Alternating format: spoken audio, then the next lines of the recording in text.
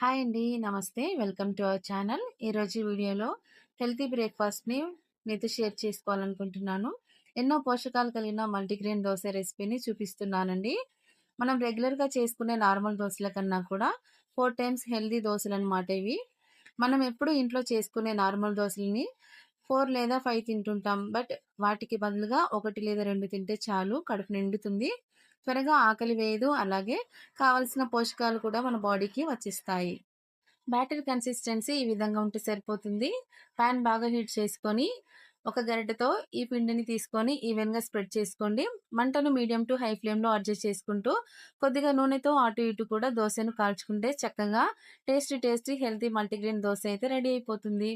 ఈ దోస పిండిని ఉప్పు కలపకుండా 2, 3 రోజుల పాటు ఫ్రిడ్జ్‌లో కూడా స్టోర్ చేసుకొని యూజ్ చేసుకోవచ్చండి.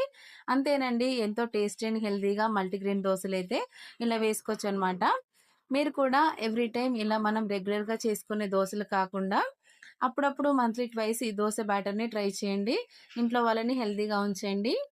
ఇడ్లీలోకి, దోసలోకి బ్రేక్‌ఫాస్ట్ చేసుకోవాలి, పల్లి చట్నీ క్విక్‌గా చేసుకోవాలి, టేస్టీగా కూడా ఉండాలి అని అంటే ఇలా ట్రై చేయండి. ఈ పల్లి చట్నీలోకి ఆయిల్ అనేది యూజ్ చేయకుండా చేస్తున్నానండి. టేస్ట్ చాలా బావుంటుంది. ఇలా ఒకసారి ట్రై చేయండి.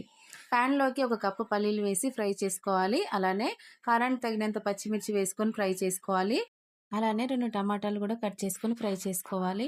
టేస్ట్‌ని బ్యాలెన్స్ చేయడానికి 2, 3 రోజులు నిల్వ ఉండడానికి కొద్దిగా చింతపండు, ఇంకా 2, 3 వెల్లుల్లి వేసుకోవాలి. బట్ నా దగ్గర ప్రెజెంట్ లేదని వేయలేదు.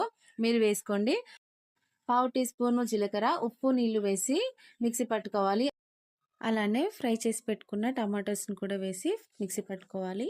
అంతే, క్విక్ అండ్ ఈజీగా పల్లి చట్నీ రెడీ అయిపోతుంది. చాలా తక్కువ టైంలో చేసుకోవచ్చు. ఈ ప్రాసెస్‌లో ఒకసారి ట్రై చేయండి.